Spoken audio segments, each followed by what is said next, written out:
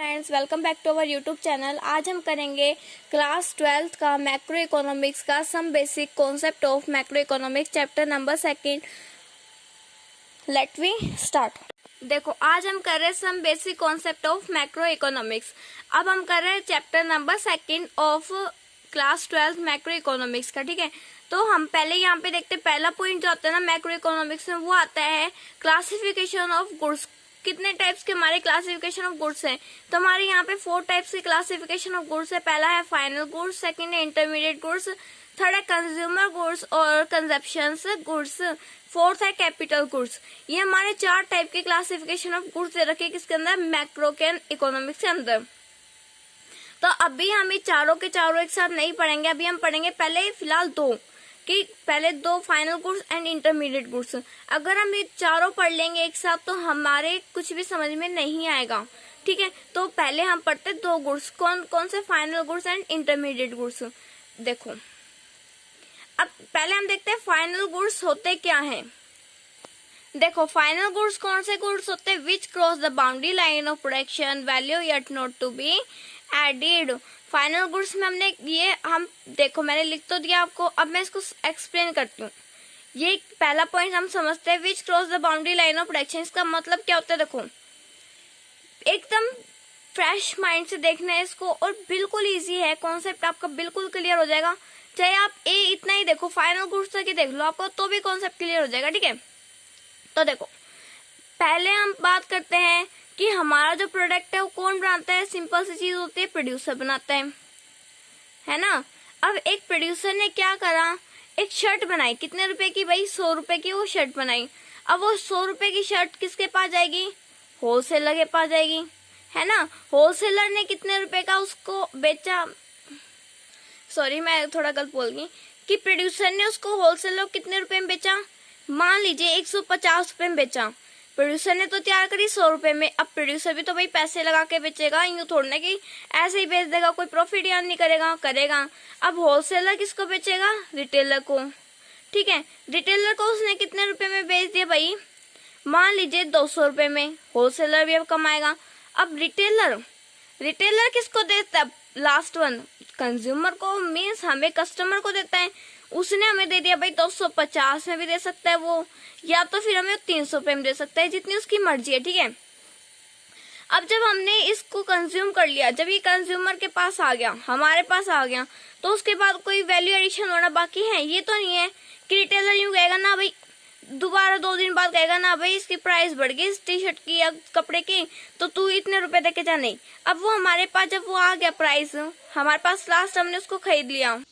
अब हमने उसको खरीद लिया तो अब उसके अंदर कोई मैटर ही नहीं रहता। वो रिटेलर के पास से तो गई, अब वो कहाँ पे आ गई? हमारे पास आ गई। तो अब इसमें कोई मैटर ही नहीं है वैल्यू एडिशन का होने का। तो पहला पॉइंट यही का है कि विच cross the boundary line of production. इसके अंदर प्रोडक्शन का मीन्स क्या होता है कि इसके अंदर वैल्यू एडिशन होना। एंड इसका देखो क्लॉथ था, उसका प्रोडक्शन हो ही रहा था ना। पहले 100 रुपए का था, फिर 50 रुपए ऐड हुए, फिर दोबारा 50 रुपए ऐड हुए, फिर 50 रुपए और ऐड हुए। तो यहाँ पे इसका क्या हो रहा था? प्रोडक्शन हो रहा था इस क्लॉथ का। अब जब ये कंज्यूमर के पास आ गया फाइनली, किसी ने भी इसको खरीद लिया, तो उसके बाद क्या हो गया? विच cross the boundary line of production means अब इसके बाद कोई भी वैल्यू एडिशन होना बाकी है? नहीं होगा। प्रोडक्शन होगा? नहीं होगा। क्यों? इसको किसने कंज्यूम कर लिया? हमारे जैसे लोगों ने इसको कंज्यूम कर लिया। अब सेकंड पॉइंट भी देखो, इसका बिल्कुल इजीली क्लियर भी हो गया, मैंने इसमें बता दिया। इसमें क्या कह रखा है? Value yet not to be added. अब इसके अंदर कोई वैल्यू एडिशन बाकी नहीं है। तो अब अभी हम देख सकते हैं कि हमने यहाँ पे 250 का बेच दिया। अब इसके बाद कोई वैल्यू एडिशन होना बाकी है? नहीं है। तो ये पॉइंट भी आपका क्लियर हुआ या नहीं हुआ? बहुत ईजी है, दोबारा से देख लेना इस वीडियो को अगर नहीं आया तो समझ में। बहुत ईजी है एकदम। बस इस चैन को समझ लो। इस चैन को आप अगर समझ लोगे ना तो आपके दोनों पॉइंट बिल्कुल क्लियर हो जाएंगे। बस इस चैन को एक बार दोबारा समझ लेना कि ये कैसे हुआ। क्योंकि अगर ज्यादा देर की वीडियो हो जाएगी, और वैसे भी अगर हम वीडियो, ये मतलब नहीं होता कि जब हम पढ़ाई की चीज कर रहे हैं तो वीडियो चाहे कितनी बड़ी हो जाए, बट हमारा एक मेन मोटिव होता है कि हमारा कॉन्सेप्ट क्लियर होना चाहिए। हम अपने आप को एक सेटिस्फेक्शन दे कि हाँ, इस वीडियो से, चाहे कैसी वीडियो हो, हमें उससे एक अच्छी नॉलेज प्रोवाइड हो रही है ना। वो चाहे वीडियो चाहे कितनी ही बड़ी क्यों ना हो जाए, हमें वो चीज देखनी चाहिए। ठीक है, तो वो हमारे लिए बेनिफिट होती है, दूसरों के लिए नहीं होती। तो ये मैं बताई थी, आप ये चैन एक बार दोबारा देख लेना, आपका कॉन्सेप्ट बिल्कुल क्लियर हो जाएगा।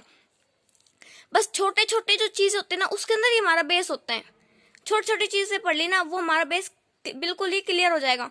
तो आप देख लेना, ठीक है। अब मैं बताती हूँ, नेक्स्ट आता है आपका फाइनल गुड्स में ही एक और पॉइंट है आपका बुक में कि हमारा एंड यूजर कौन है। अब हम देखते हैं कि अब हम ये कह देंगे कि भाई इसमें क्या कंज्यूमर ही हमारा फाइनल प्रोड्यूसर, वो एंड यूजर होता है, क्या कंज्यूमर ही खरीदता है? प्रोड्यूसर भी हो सकता है ना भाई, ये बात तो है नहीं कि क्या कंज्यूमर की वांट्स होते हैं, प्रोड्यूसर भी तो होता है कि वो भी एक कंज्यूमर ही है।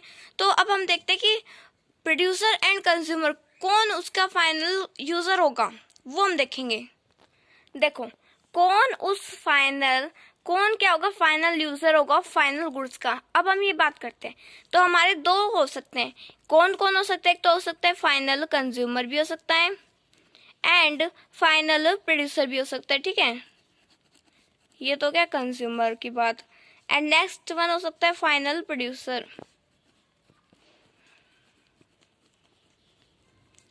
तो फाइनल कंज्यूमर कैसे हो सकता है? देखो अभी हमने बात कर ली थी, फाइनल कंज्यूमर कौन होगा कि अपने खुद के लिए, मीन्स अपने खुद के लिए लाइफ के लिए यूज कर रहे हैं, हम डोमेस्टिक लाइफ के लिए।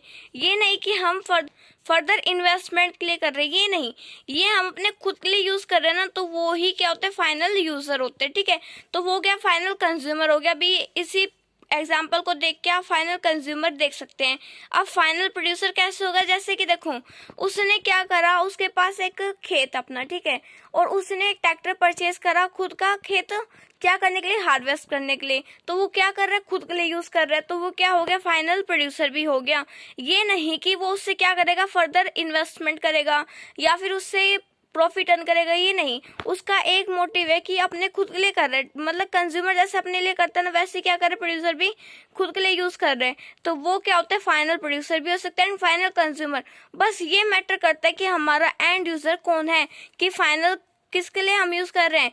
जैसे कि एक क्या है, एग्जाम्पल देती हूँ मैं, जैसे कि क्या है, मिल्क है, ठीक है।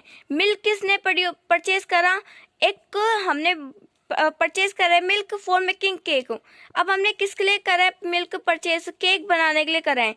तो ये क्या होगा, अब हम इसका एंड यूजर देखते हैं, क्या बना रहे हैं, मिल्क से केक बना रहे हैं। अब केक तो हम क्या करते हैं, सेल करते हैं। तो ये किसके लिए कर रहे हैं, कस्टमर ने परचेज नहीं करा, ये किसने परचेज करा है, शॉपकीपर ने परचेज करा है मिल्क को फॉर मेकिंग केक।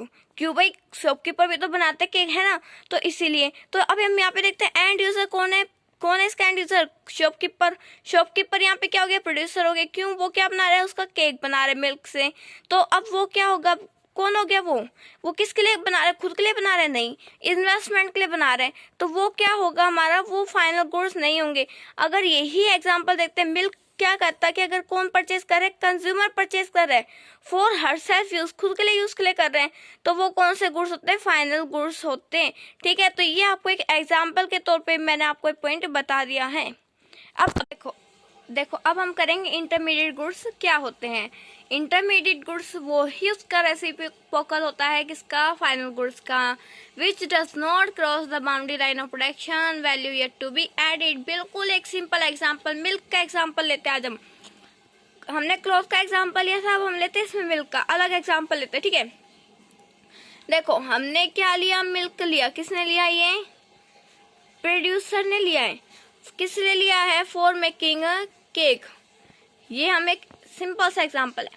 मिल्क लिया किसके लिए भाई, केक बनाने के लिए। अब मिल्क से हम केक तो बनता नहीं, ये तो बात है ही कि एक मिल्क तो है नहीं कि भाई इससे केक बन जाएगा। तो इसके लिए हमें क्या क्या चाहिए होंगे, शुगर भी चाहिए होगा, मैदा भी चाहिए होगी, बहुत सारी एक्सेट्रा वैसेट्रा चीजें हमें क्या चाहिए होगी, फॉर मेकिंग केक बनाने के लिए चाहिए होगी।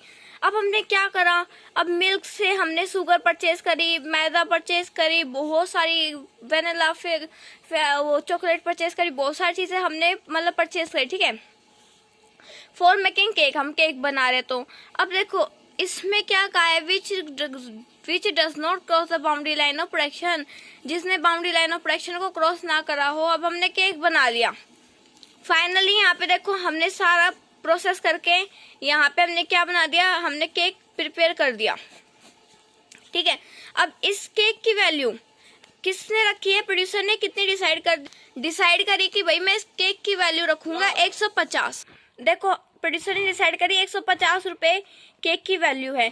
अभी प्रोड्यूसर से किसके पास जाएगा भाई, होलसेलर के पास जाएगा, रिटेलर के पास भी जाएगा, कस्टमर के पास जाएगा।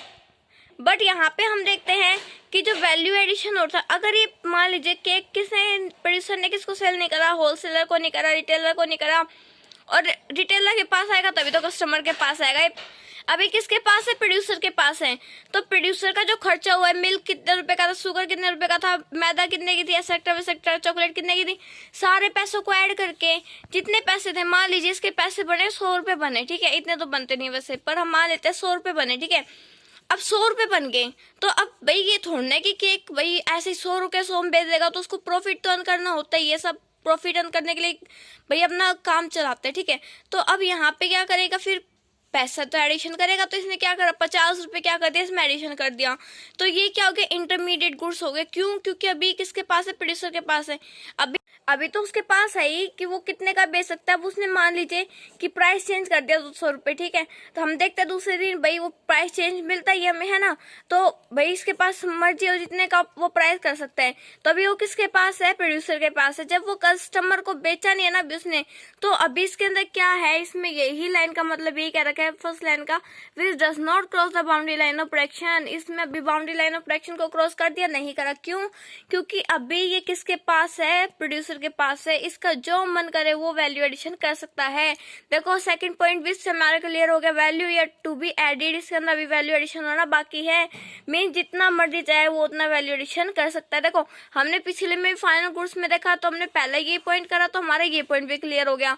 इसमें भी हमने जब ये पॉइंट क्लियर करा, तो ये पॉइंट भी हमारा क्या हो गया, क्लियर हो गया। तो मीन्स कि हमने बस एक चैन को याद करना है, एक कॉन्सेप्ट हमारा बेसिक क्लियर हो जाए ना, तो हम सब कुछ कर सकते हैं। तो ये तो हो गया हमारा इंटरमीडिएट गुड्स। अब यही चीज हम देखते हैं कि जो इंटरमीडिएट गुड्स होते हैं और फाइनल गुड्स, भाई दो चीज होती है। अब हमने इंटरमीडिएट फाइनल गुड्स में देखा था कि मिल्क कौन परचेज कर रहे हैं, कस्टमर परचेज कर रहे हैं, मीन्स कंज्यूमर परचेज कर रहे हैं हम। और एक मिल्क को कौन भी परचेज कर सकता है, प्रोड्यूसर भी परचेज कर सकता है। ये थोड़ा ना कि वो चीज को कस्टमर ही परचेज करेगा, कंज्यूमर परचेज करेगा। भाई मिल्क तो दो जने परचेज कर सकते हैं ना, वो तो उनकी बात होती है कैसे परचेज कर रहे हैं। तो हम एक पॉइंट आता है इसमें इंटरमीडिएट गुड्स में, द सेम गुड में भी फाइनल गुड्स और इंटरमीडिएट गुड्स। जो सेम गुड है फाइनल गुड्स भी हो सकते हैं, इंटरमीडिएट गुड्स भी। कैसे, देखो अभी मिल्क हमने परचेज करा, किसने परचेज करा, कंज्यूमर ने परचेज करा, फॉर खुद के लिए यूज कर, मतलब खुद के लिए परचेज करा है, कंज्यूमर ने परचेज करा है सेल्फ के लिए। तो वो कौन से गुड्स हो जाते हैं, वो कौन से गुड्स हो गए भाई, फाइनल गुड्स हो गए, है ना। अब वो ही सेम गुड्स किसने परचेज करा, प्रोड्यूसर ने परचेज करा। किसके लिए परचेज करा, फॉर मेकिंग चॉकलेट, चॉकलेट के लिए कर दिया, ठीक है। तो वो कौन से गुड्स हो गए, इंटरमीडिएट गुड्स हो गए ना। क्यों, इससे क्या हो रहा है, वो अपना क्या कर रहा है, प्रॉफिट अर्न कर रहा है ना। उससे क्या करेगा, प्रॉफिट अर्न करेगा। तो वो ही कह सकते हैं यही एक सेम गुड है, मीन्स एक ही गुड है। इसी गुड का कौन कौन यूजर हो सकता है, एक फाइनल गुड्स भी हो सकते हैं, प्रोड्यूसर गुड्स भी हो सकता है। ये नहीं कि एक गुड्स को जैसे मिल्क है तो कंज्यूमर यूज करेगा, नहीं, उसको प्रोड्यूसर भी यूज करता है एंड कंज्यूमर दोनों यूज करते हैं। तो हम यहाँ पे कह सकते हैं द सेम गुड्स में be producer goods and final goods. Producer goods को हम इंटरमीडिएट गुड्स भी कह सकते हैं। क्यों, क्योंकि इंटरमीडिएट गुड्स और जो प्रोड्यूसर के पास होते हैं तो उसके अंदर वैल्यू एडिशन होना बाकी होता है। तो ये था आपका इंटरमीडिएट गुड्स का। अब हम नेक्स्ट जो वीडियो आएगी उसमें हम देखेंगे final goods and intermediate goods के अंदर बीच का डिफरेंस हम कैसे उसको राइट डाउन करें, ठीक है। आपको ये वीडियो अच्छी लगी हो तो लाइक करना एंड सब्सक्राइब करना मत भूलना। Thank you for watching. And अगर आपको डाउट क्लियर हुआ हो और आपको वीडियो बिल्कुल इजी वे से कॉन्सेप्ट समझ में आया हो तो आप अपने फ्रेंड्स को भी ये वीडियो शेयर करना। Thank you for watching, bye.